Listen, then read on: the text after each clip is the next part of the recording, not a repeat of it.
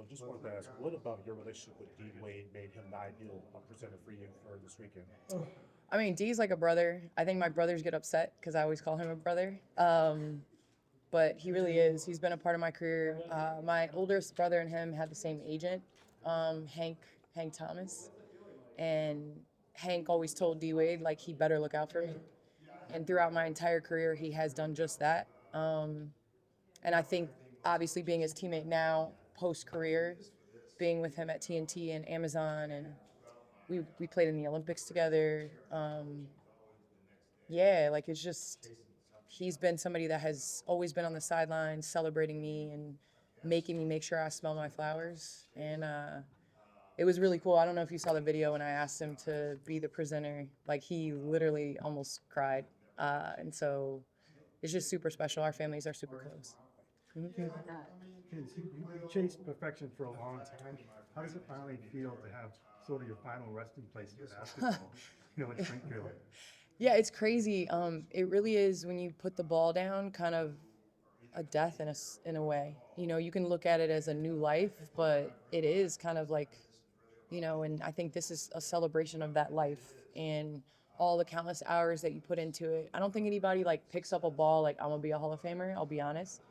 But as you start winning and you see that your heroes all have that orange jacket. And so to be able to, get the call as Doc's talking about, you can hear him. Get the call and to be in this group, it's unbelievable. And then just as a follow-up, what does it mean to be a mom to know that your kids are going to be looking up to you and your story? Well, my daughter has been a part of my career every season. She tells me all the time that she accepted the Rookie of the Year and MVP trophy, and she has an Olympic gold before she was even on Earth, and it's true. And so for her, I think this is just another thing that she's a part of. But for my boys to see them like ask questions, and my oldest son was like, "You played basketball?" I'm like, "Yeah, I did." Like I did play basketball. So it's just crazy to be able to share this with them. Um, I'm in the midst of brainwashing both of my sons to play. So one of them will be here. One of them will be in Springfield at some point. Do what?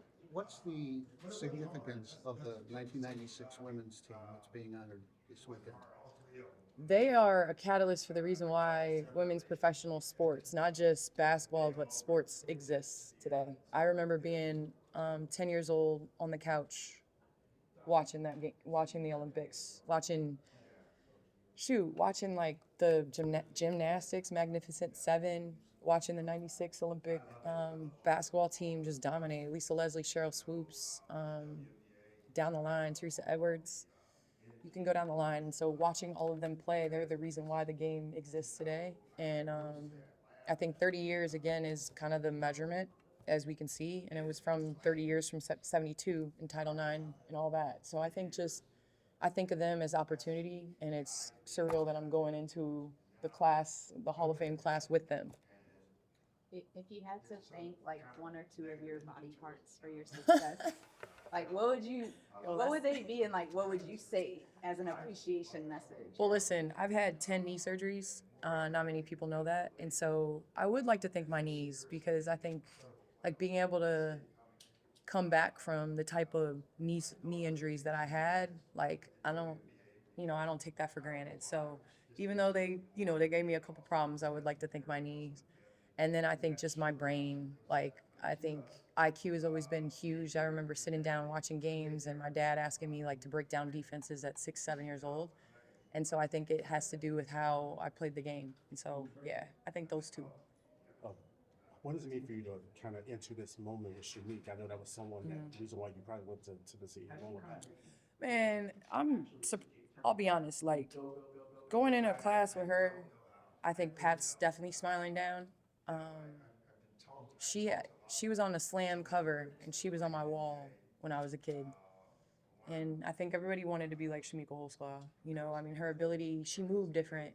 Um, Her athleticism was unmatched and she could stop on a dime and just the purity of her game. And so, I don't know, incredible and I'm glad she's getting her flowers. Do you remember what your first ever interaction was with her? With Shamiqua, Yes. I don't remember my first interaction with Shamiko. That's a great question. I mean, it had to come at Tennessee because I didn't meet her before then. I met Catch before. Tamika Catchings, our families are friends, but Shamiko Hoska, it was at Tennessee, I think, when she came back to just see a game. Candace, can you tell me what were the kinds of basketball memories that you had flashed when you got the call and told that you were going to the Hall of Fame? Man, I think it's just, I don't know, like high school, state, um, you know, every jersey that I've kind of put on, like to be able to represent like all of my teammates and my coaches and things like that. But I definitely think it was the park because my family and I we used to go to the same park um, when I was a kid, and so I think that is definitely super special. I know my parents and my brothers are super excited to talk about that. Candace, a quick 1A, 1B question. How proud do you think Coach Summit would be of you and getting in at the same time? And what would your younger self say about this accomplishment that you accomplished? Well, I think Coach definitely wrote this in the stars for us to go in the same class, and so I think she'd definitely be super proud. I know she would be on stage with both of us, 100%. And I think my younger self would be super proud. I don't think this is something like you pick up a basketball being like, I'm gonna be a Hall of Famer. But as you go on, you realize like, again, like all your heroes, all the people that you looked up to. This is a club that you wanna walk into. Candace, I cover the sky. I want to get your thoughts on like the young core that they have, Rakia, Camilla, Sydney. Yeah. And also, I know you're friends with Tyler. He has had like a tough go of it. Just if you had like a message for him. Yeah.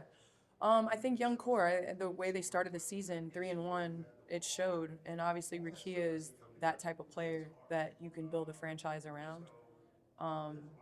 So I'm looking forward to her being healthy.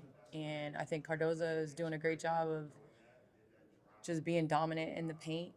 I think she's playing better too now that Vandersloot's back and able to kind of run the show. Again, I think the thing that I've been most proud of is Natasha Cloud Yeah. because I think she just plays. She's a hooper. She's competitive. She understands that, her responsibility now is to show that it doesn't matter what the score is. It doesn't matter what the season is. Like she's gonna go out there and hoop, and that's the person that I've respected the most in that franchise. And then Tyler, man, he's such a great guy, and I think that you know things happen you don't have any control over. You come in, you have to make a big trade, and then now this season losing with Kia, but they've taken a step forward this year. They've had more wins than they had last year. And I think that, you're seeing like his system. What's something that you learned from Pat? Basically something maybe back at the time you didn't appreciate, but it kind of carries you through these days. Oh my gosh, there's so many things. I think just continuing to commit to the process. And as an 18 to 22-year-old, you want things like right now. And I think now the messages that I'm telling my kids, I hear what she said to me, and so I think that's my biggest takeaway is like just committing to the process and the grind and like, what is it? Atomic Habits, 1% better every single day, and just committing to the lifestyle. Like it's about goals. Like everybody has goals, but it's like, what lifestyle are you willing to live to commit to those goals? And so I think that's the message that I got from her. Candace, dominant college career, undefeated against UConn. How do you look back on Say that again. dominant college career, undefeated against UConn? How do you look back on that rivalry's place in the sport as you've seen the sport grow and now seeing your career have this forward? Yeah, I think sport is built on rivalry. You look at, the Lakers, Boston. You look at, I'm a Bulls fan. I didn't like Isaiah Thomas for a really long time because we just didn't like Detroit Pistons. Rivalries are what it's made of and what sport is made of. So I think UConn and Tennessee helped build that. I'd like to see Tennessee get back to that where we're competing for championships alongside UConn. I know we beat UConn last year, but 2 years ago. But we want to compete for championships, and that's what it's about. The rivalry doesn't start until that's the case. So, yeah, I got to be careful what I say though, because I know what. I'm not in Tennessee. I'm in UConn. I'm in UConn territory, so be careful. Hey, so talk about the connection to the '96 team for you. I mean, they started a run that you Yeah. were part of, and just the players that are on that team, Dawn and such, that you see, I think, have a connection to. Man, 96 inspired an entire generation of women, and it was the catalyst for all of women's sports to me and professional leagues for them to, go around and for an entire year commit and understand that it's like gold or nothing. And for them to come away with the gold in the fashion they did, the amount of eyeballs. I mean, I remember seeing the arena, and that was my first time seeing an arena full for women's sports on television, and consistent across the board. I mean, you watch Carrie Stroud, stick the landing for the vault. You watched Lisa Leslie dominate and the crowd go crazy. So I just think it inspired women in sports, but it also inspired people to see like people wanted to watch women's sports. So I know that team is huge for this generation. What do you remember about playing against Elena? Oh man, Lena Deladon was one of the most skilled players you'll ever play. 6'5", in terms of if you fouled her, you knew she was going to be at the free throw line for 9.8 seconds when she was doing her routine, and you knew she was going to knock it down just because she was so consistent. That was a game. I would say like Elena, Tina Charles, like those were the two that I like circled on the calendar because they played my position, and you knew you were in for it. And so those two are and have continued to raise and elevate like the four position. No matter the profession, what do you think it takes to be great? I think it's a commitment, and honestly, like I think you have to be a little bit crazy.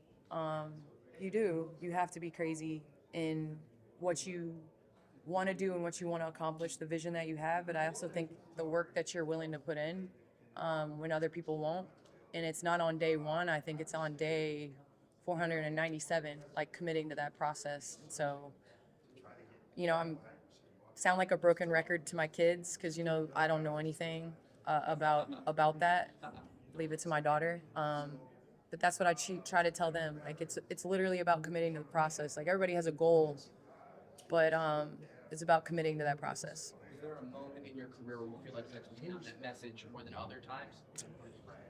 Yeah, it's nuts because my dad would always say that, and it would be his voice in my head that would like wake me up or I don't know, like get me to do extra reps after practice, and then like little by little became my own voice. And I think like once that happened, and I would say that was probably around like 9th or 10th grade, where like I wanted to get myself up and I knew what I had to do to get better. Obviously, and then later on I read the Malcolm Gladwell, 10,000 hours, outliers.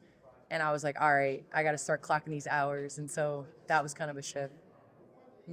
Candace, in 2007 and 8, you won a John R. Wooden Award, and while leading Tennessee to back-to-back national championships. Now you're being inducted to the Hall of Fame. When you look back, how do those accomplishments connect to this moment?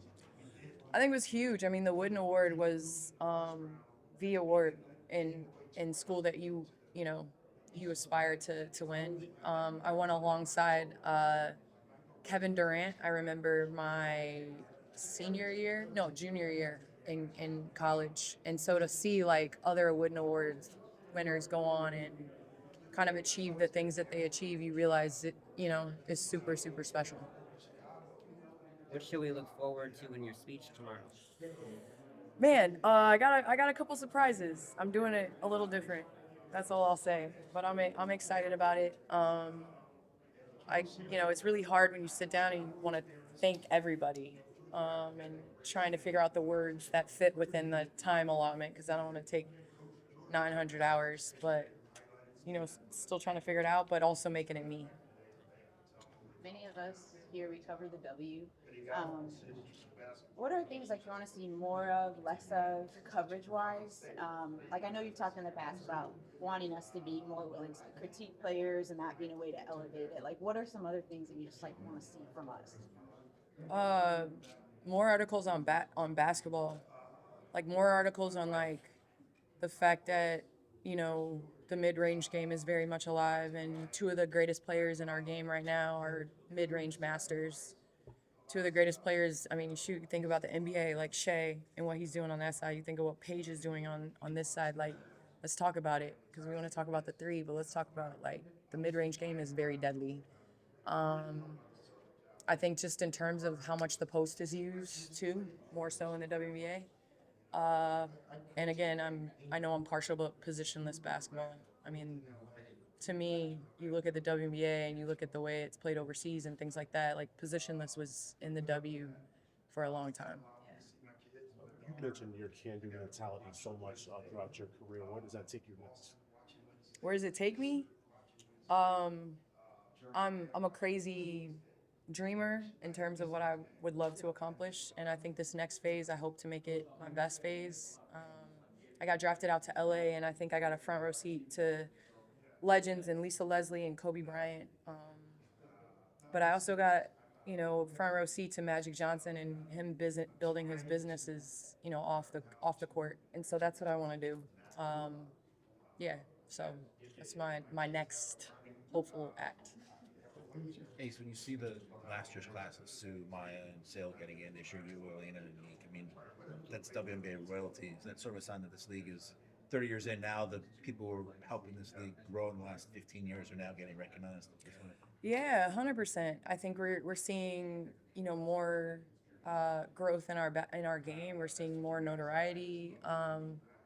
We're seeing players' games being on display of like other stuff other than just stats and all of that, like real true impact and analytics.